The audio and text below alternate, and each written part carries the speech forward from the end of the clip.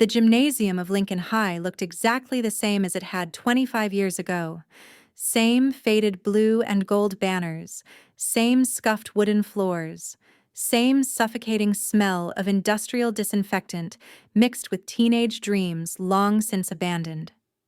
Sarah Chen adjusted her simple black dress and surveyed the crowd of former classmates, their faces fuller now, their hairlines higher, but their expressions depressingly familiar. Is that Sarah Chen? The voice belonged to Madison Hartwell. According to YouTube analytics, 99.3% of viewers are not subscribed. That's a huge number. By subscribing the channel that is completely free, you'll help support the channel and never miss fresh content. Formerly Madison Stone, the golden-haired queen bee who had made Sarah's high school years a living hell. Madison approached with her usual entourage, Ashley, now Ashley Morrison, and Jennifer, who'd kept her maiden name of Kellerman. The three of them had been inseparable in high school, united in their shared mission of making anyone different from them feel small. Sarah forced a smile. "Hello, Madison. You look exactly the same." It wasn't entirely a lie. Madison had clearly spent considerable time and money maintaining her appearance, though the smile lines around her eyes had deepened into permanent creases of practiced insincerity. "Oh my God, it really is you!" Ashley squealed, her voice pitched at that particular frequency that had always reminded Sarah of fingernails on a chalkboard. "We were just talking about you earlier, weren't we, girls? Wondering what happened to little Sarah Chen after she just disappeared?" Jennifer nodded enthusiastically. "Yeah, you just vanished after graduation. No college announcements in the paper, no social media presence. We all figured you probably ended up working at some dead-end job somewhere." She gestured vaguely around the decorated gymnasium. "I mean, you're here alone, so I guess things didn't work out with anyone special?" Sarah's jaw tightened imperceptibly. 25 years. And they were still the same cruel, small-minded people they'd always been. "I've kept busy." "Oh, I'm sure you have," Madison said with that particular brand of fake sympathy she'd perfected in high school. "Not everyone can be as lucky as we've been. I married Richard Hartwell. You know, the Hartwell Industries family? Ashley's husband owns 3 Mercedes dealerships, and Jen married that surgeon, Dr. Kellerman. We've all done quite well for ourselves." The trio exchanged meaningful looks, the same kind they'd shared in high school when they were about to deliver a particularly cutting remark. "But really, Sarah," Ashley continued, "what have you been up to all these years? Don't tell me you're still living with your parents in that little house on Maple Street?" Sarah's parents had worked double shifts at the textile factory to keep that house. Her mother had taken extra seamstress work in the evenings, and her father had done weekend construction jobs, all so Sarah could have the same opportunities as kids like Madison and Ashley. The little house on Maple Street had been filled with more love and sacrifice than these women could ever comprehend. "My parents passed away," Sarah said quietly. "Cancer took my mother 5 years ago, and my father followed 6 months later. Heart failure, though I think it was more a case of a broken heart." For a moment, the three women looked genuinely uncomfortable. But it didn't last long. "Oh, that's so sad," Jennifer said, her tone suggesting it was more inconvenient than tragic. "But you know what they say. Life goes on. We've all had our struggles. Madison's had to deal with the stress of managing their estate in the Hamptons, and Ashley's been overwhelmed trying to choose between their houses in Aspen and Miami for this winter." Sarah stared at them, wondering how she'd ever let these people make her feel inferior. In high school, their casual cruelty had been devastating. They'd mocked her secondhand clothes, her accent, her immigrant parents who worked with their hands instead of sitting behind desks. They'd made her feel like she was worth less because she didn't have what they had. "And what about you, Sarah?" Madison pressed. "I mean, you're what, 43 now? Still single? No career to speak of? It must be so hard watching everyone else succeed while you're just here. The words hung in the air like a toxic cloud. Around them, other former classmates had begun to notice the conversation, sensing drama with the same predatory instincts they'd possessed in high school. Sarah could see phones being subtly positioned for recording, could hear the whispered comments and barely suppressed laughter. Actually, Sarah began, but Ashley cut her off. Oh, please don't tell us you're some kind of entrepreneur now, she said, making air quotes. Everyone who can't get a real job calls themselves an entrepreneur these days. What is it? Selling makeup on Facebook? Essential oils? The laughter that rippled through the gathering crowd was cruel and familiar. Sarah felt herself transported back to that terrible day in senior year when these same three had orchestrated her public humiliation in front of the entire cafeteria, spreading rumors about her family's financial struggles and her mother's heavy accent. The memory of standing there, surrounded by laughter, still stung. Sarah, Madison continued, her voice dripping with false concern. I hope you don't take this the wrong way, but don't you think it's time to be realistic about your life? I mean, look around. Everyone here has made something of themselves. We have families, careers, real accomplishments. Maybe it's time to stop pretending that you're going to suddenly become someone important and just accept that some people are meant to be followers, not leaders. The crowd had grown larger now, drawn by the spectacle like vultures to carry on. Sarah could see former teachers watching from across the room, their expressions a mixture of disapproval and morbid curiosity. She recognized Mr. Peterson, her old history teacher, shaking his head sadly. Mrs. Rodriguez from the guidance office looked like she wanted to intervene but couldn't quite bring herself to do it. You know what your problem always was, Sarah? Jennifer joined in, emboldened by the audience. You thought you were better than everyone else.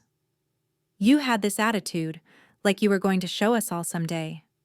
Well, someday is here. And what do we see? Nothing. No husband, no kids, no career, no money. Just the same weird little girl who thought she was special because she got good grades. Sarah's hands clenched at her sides. The rational part of her mind told her to walk away, to leave these people to their small, petty lives. But another part of her, the part that had endured years of their cruelty, that had watched her parents work themselves to death while people like this inherited everything they had, that part wanted them to know exactly who they were talking to. I suppose you're right, Sarah said softly, her voice barely carrying over the murmur of the crowd. I never did fit in here, did I? Madison's smile widened triumphantly. Finally, some self-awareness. Don't you feel better admitting it? I always wondered what my life would have been like if I'd stayed, Sarah continued, her tone remaining calm and measured. If I'd married some local boy, settled down, maybe worked at the bank or the school district. If I'd become the person you all expected me to become. Instead of whatever it is you actually became, Ashley added with a laugh, which, let's face it, doesn't seem like much. Sarah nodded slowly. You're absolutely right. I didn't become what any of you expected. I didn't marry young, didn't stay local, didn't follow the path everyone assumed I would follow.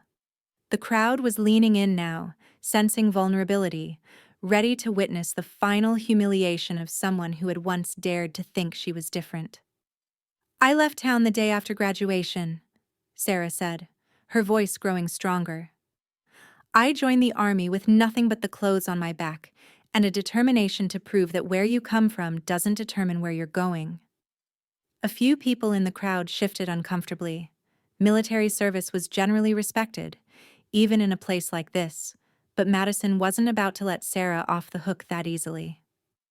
Oh, the military, Madison said dismissively. Well, that's nice. I'm sure that kept you busy for a few years. But you're out now, right?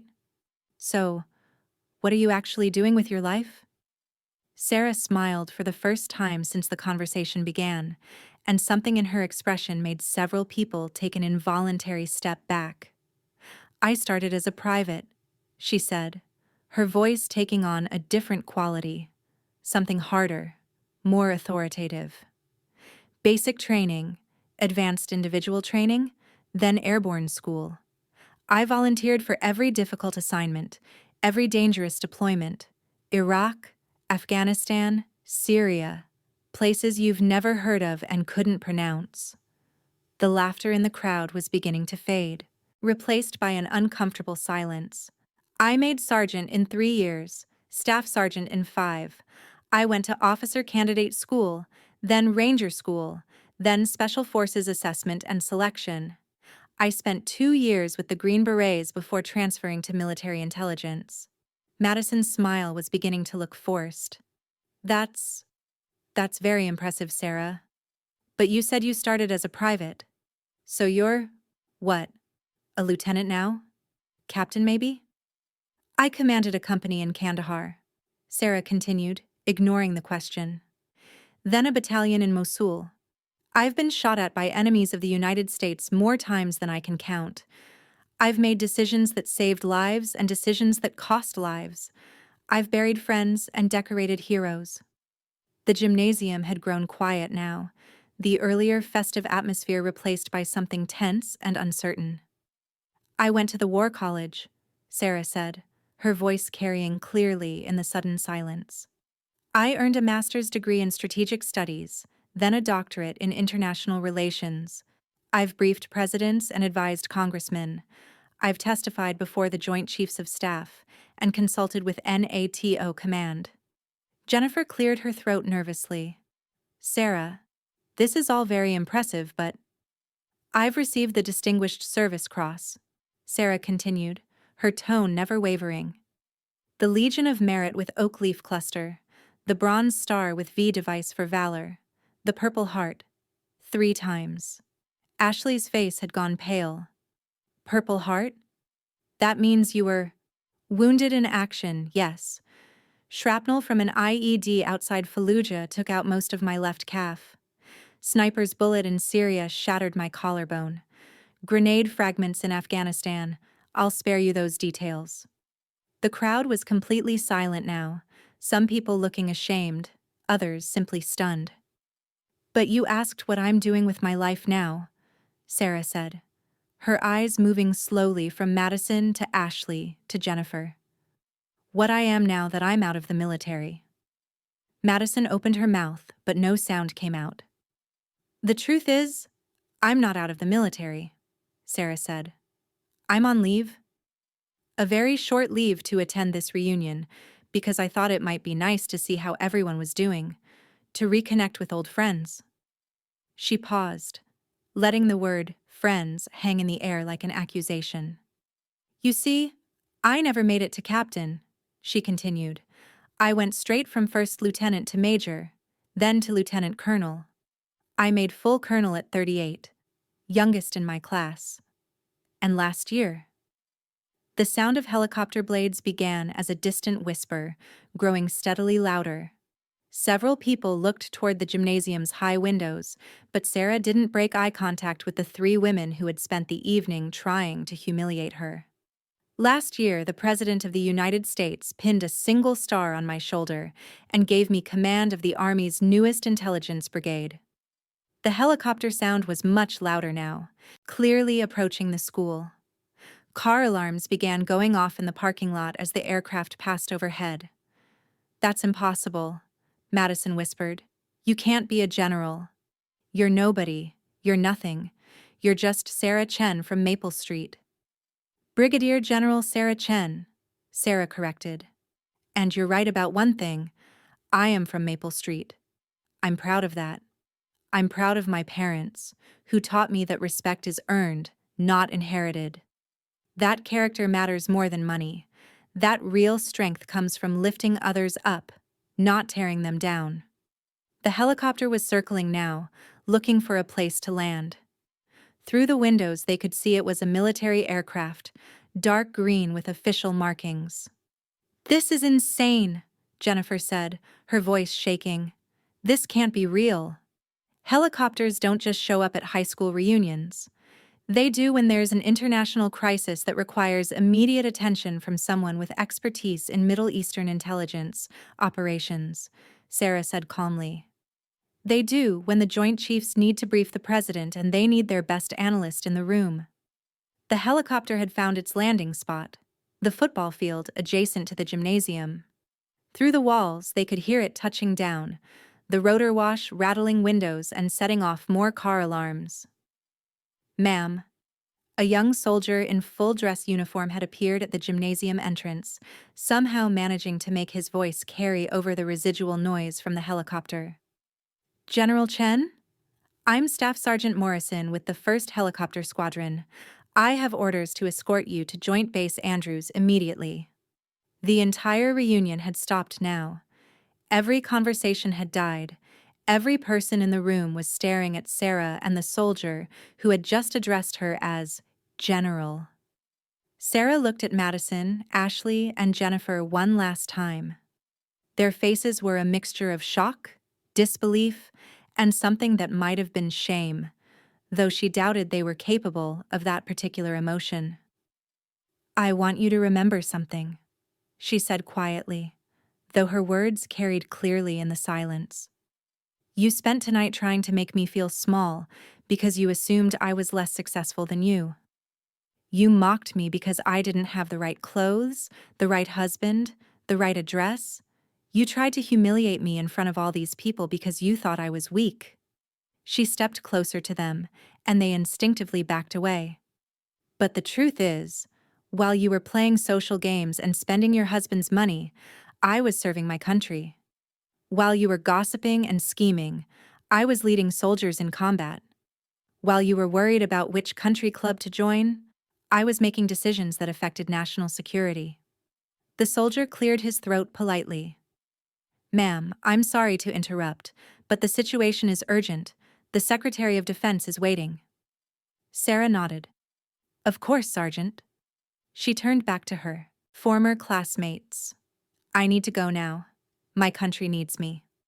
She started toward the exit, then paused and turned back one last time.